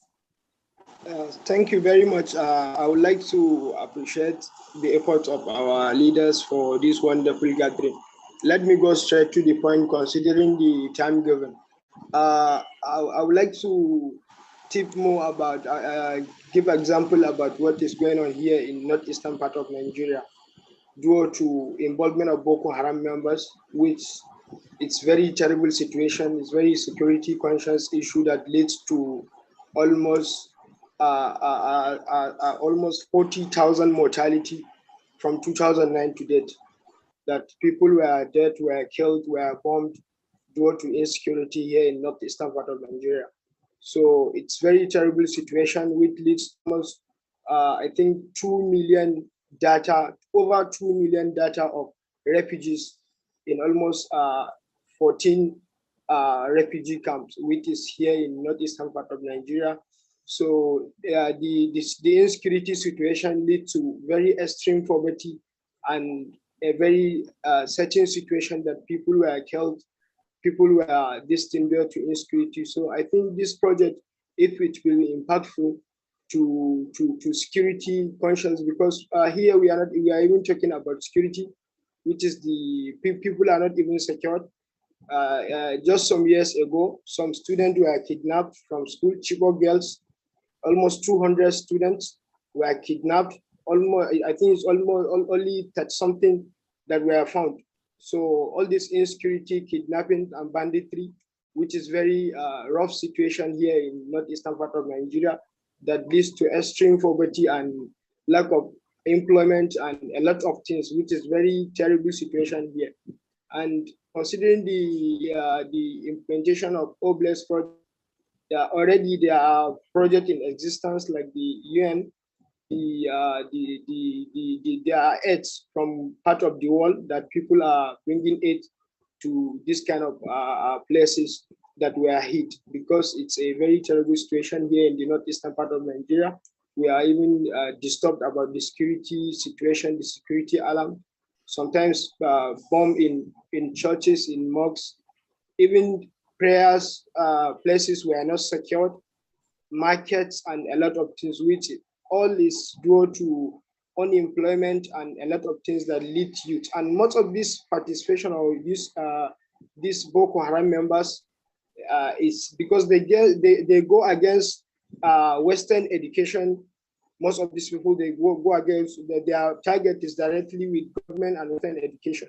So with few engagement or few just some little amount of something token, they used to recruit Boko Haram members to disturb the society. Very youth of 20, 25, 30, they are the people disturbing this kind of region. So, which is very terrible situation. So that's why I'm making a comment here and asking how we can partner together to see what we can do to help this certain situation, more especially in the awareness and in any of the support to the refugees camps, to first identify refugees camps, then other societal projects that were already here. But more especially, it's very terrible situation, the security aspect. It's very terrible, it's very terrible here. For almost a year, a lot of people I know a lot of people didn't know about Boko Haram members. There are a lot of researches online and on YouTube channels. There are research about Boko Haram members, which is very terrible. It's one of the disturbing aspects of Africa. It touched from here, my state. It started in Maiduguri, the next state to me. Here, my state, Yola, they are the heated zone from 2009. Then it moved to Chad, to Cameroon and Niger. Almost West African countries, 4 African countries here were disturbed by this Boko Haram members, which is very terrible situation here. It's like, for instance, now we are on a curfew from 6 evening. Anywhere you have to go to insecurity situation, you have to be at home since from 6 o'clock evening. because there's a security alarm that you have to be at home for you not to even go and put yourself in the danger or something to happen. So that's why I say, let me make a comment here, because there is no time. I know in the nearest future will be bringing more light and maybe some documents about what is going on here, maybe with some videos as an backing evidence for the societal issue we are having here, or regional issue, or country issue here. Thank you very much. Thank you, Abdullah. Thanks so much for joining us. And thank you for sharing with us the situation there in your country as well. I believe that when Oblast is coming, when OnPassive is launching, there are many regions around the world will get helped. And I believe that you are the founder of OnPassive. If you able to connect with the founders around your area or around the country, let's do this. And I don't think one of us can do this alone. It takes unity, it takes love, and it takes the heart of everyone that involved. And we all getting together and we all connecting together. And I think there are reasons for all of us getting together. If you are here for the very first time, you spoke today. If you're here for the very first time, you heard someone talk about Oblast, you heard about someone share about what they're currently doing.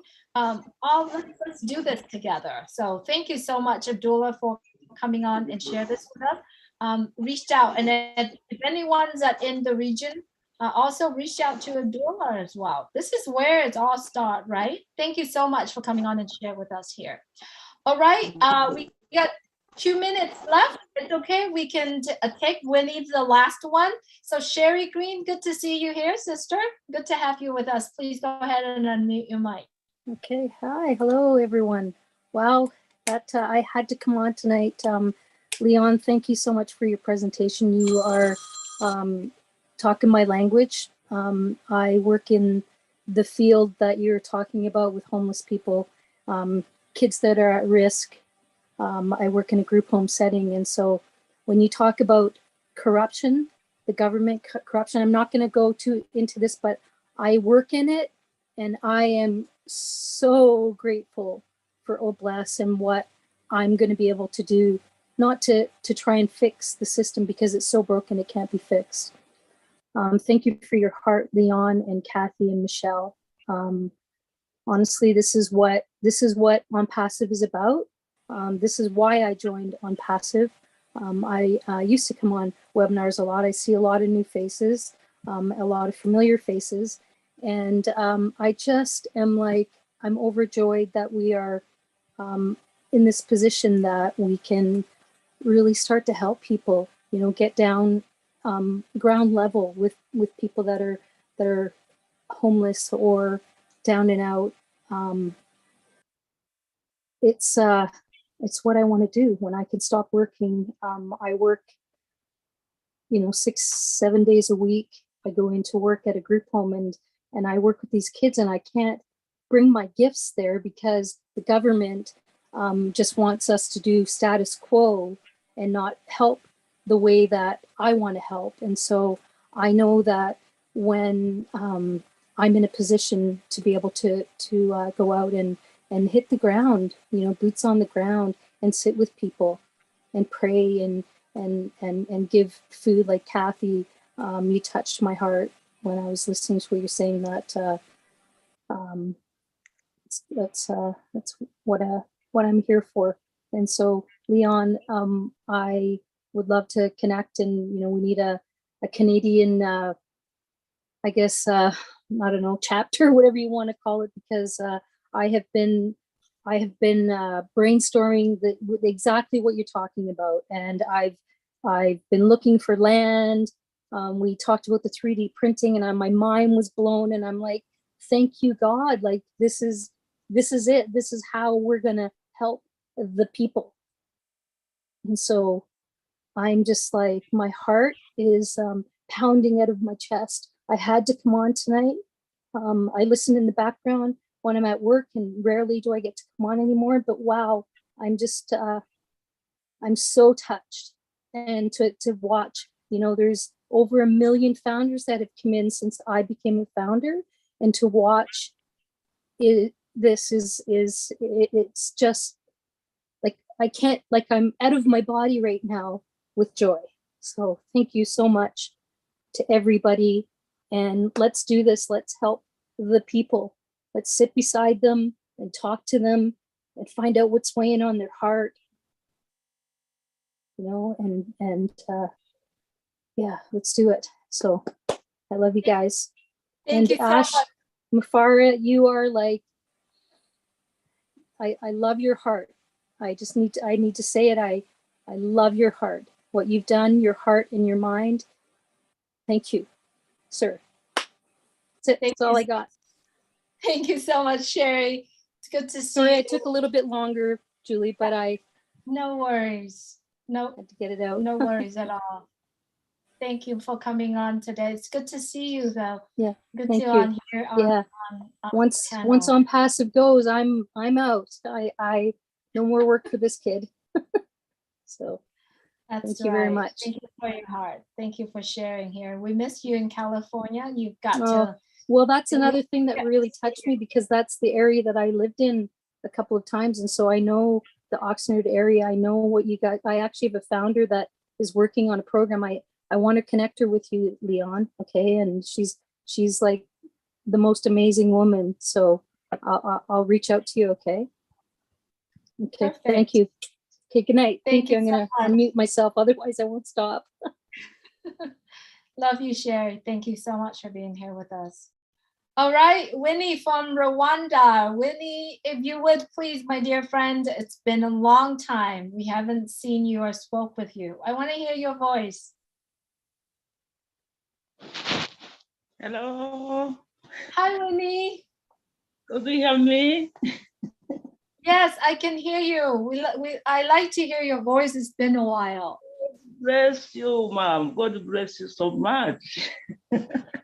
Yes, I'm Winnie from Rwanda. Yeah, I am your friend, as our CEO used to tell us. I really appreciate that I have a great family. On Passive is a great family from far away, from Africa, USA, Canada. I am really grateful that I have family like you all, my friends, my sisters and brothers. Yeah, here is not a morning, it's still a night. When I wake up, yeah, I fall on this webinar, which is a good webinar. I like Obres. I like the people of On Passive. I like your heart. You know, the heart of giving, it doesn't require much. The heart of giving just require that the willingness of even to talk to someone, to tell him, be patient, God loves you, I love you. That is enough. Even you don't have something. Do you know one coin can feed one family here? If I have one coin, I know I can feed someone who, there are many people here around the world, many women, many children who are suffering. Really, I am thankful to God. I'm thankful to Ash Mufare, who really had this opportunity for the people who have that heart of helping others. Here in Rwanda, I have a charity. Yes, a charity for children. I'm focusing on children. But when we say about children who are suffering, who need to go to school, children who are sleeping empty stomach, just you have to think about their families. Many of them are from the poor families, from a single mother who doesn't have nothing to feed them. I demand myself, what can I do here in my community? Yes, fortunately, I meet On Passive. Obres is really my answer. I prayed a lot.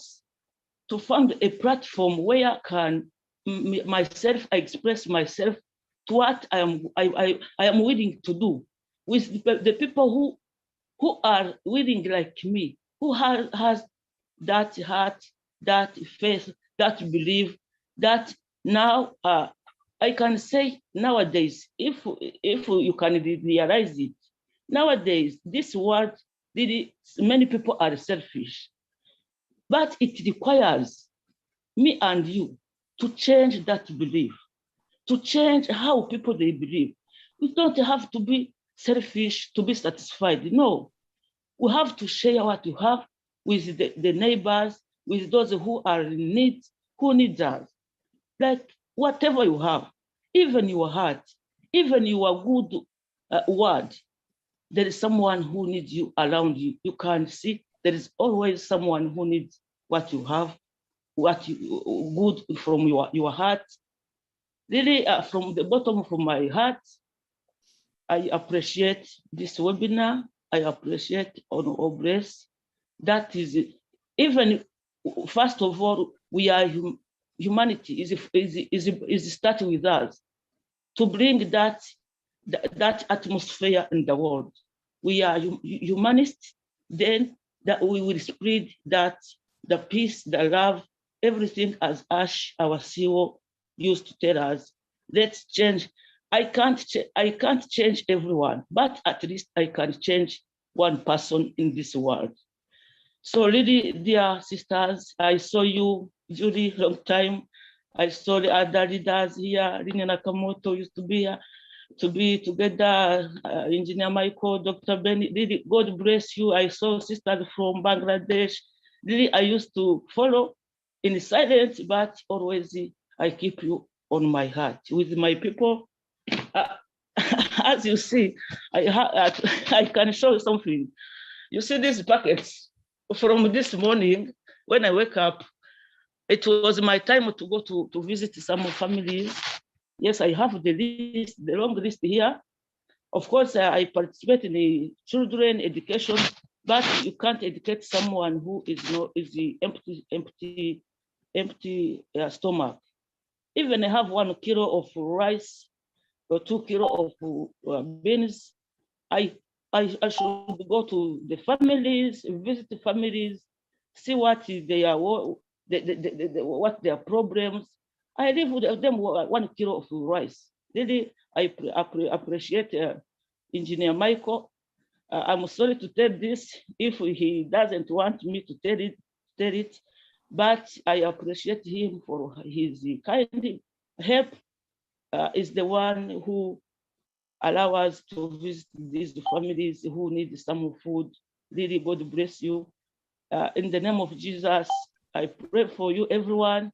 I love you, and you know here we love you in Rwanda. It's my first time to say, sorry if I'm saying too much. I don't like to tell many words, but really I appreciate all grace. I feel I am in my family. God bless you. God bless you, Sister Winnie. Thank you so much for coming out. You are the gem of Rwanda, and thank you so much for many images, videos that you shared, what you are doing. Thank you so much for being here. Really appreciate you. You gotta come out more often, all right? Please come out and speak more often. Thank you, everyone, for being here. Robert, I'm sorry I can't take your hand today, but let's continue to share Oblast with everyone. Really appreciate everyone that's staying on and staying here and share. I like to wrap up this evening of Oblast with a little story. There was a little girl, about 8 years old.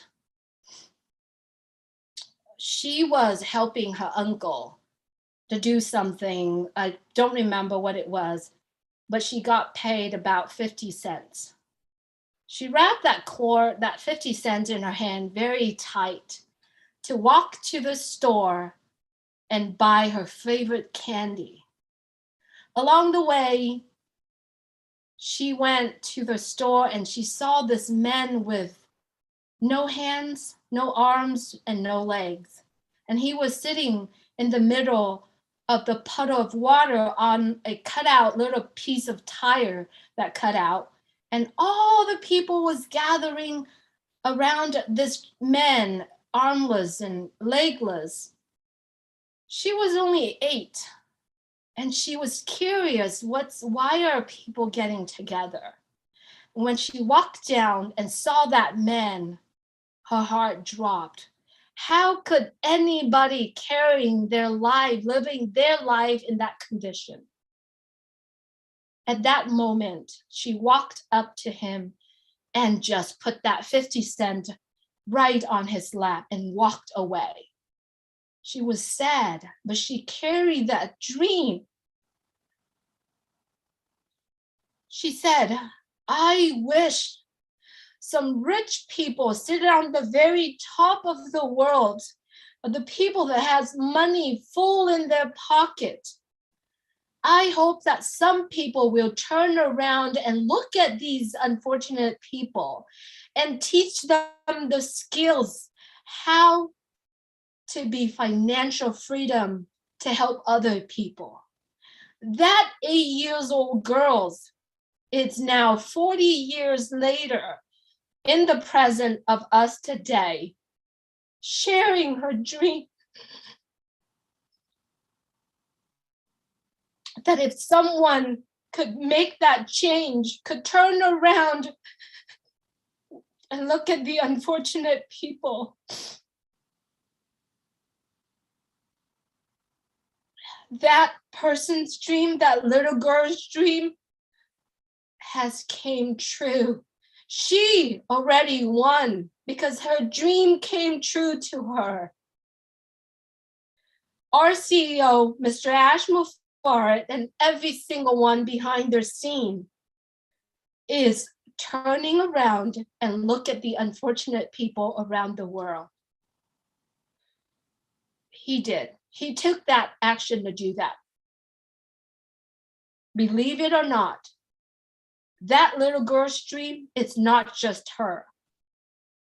It's everyone's dream around the world. But did you know that that dream has already came true? It's already here. It's already done. That's why we are all here together, connecting together with that same dream together and do it.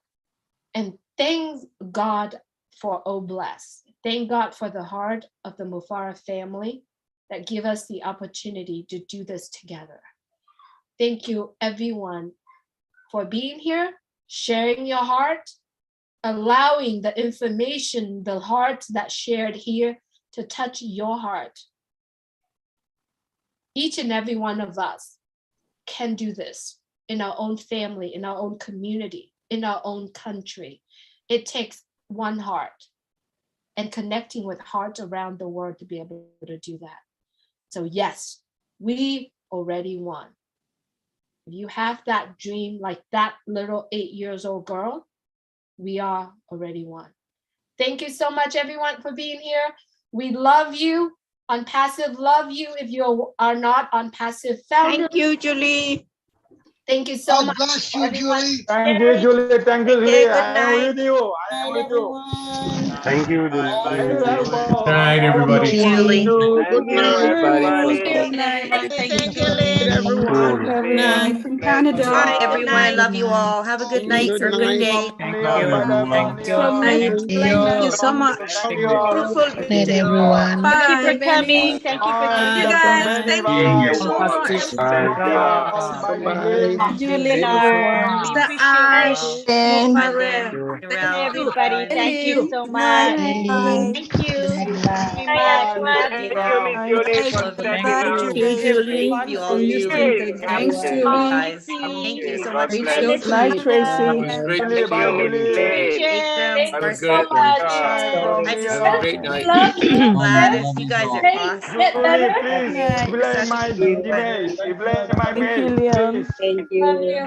Take care, everyone. Good night. I'm gonna go ahead and Bye. Guys. Bye-bye. Thanks, Chevy Chase, Good night, Maryland. everybody. See you on the next webinar. see you next time. Good Bye. night. Good night. Thanks for the opportunity. Good night, Good night, Rana. everyone.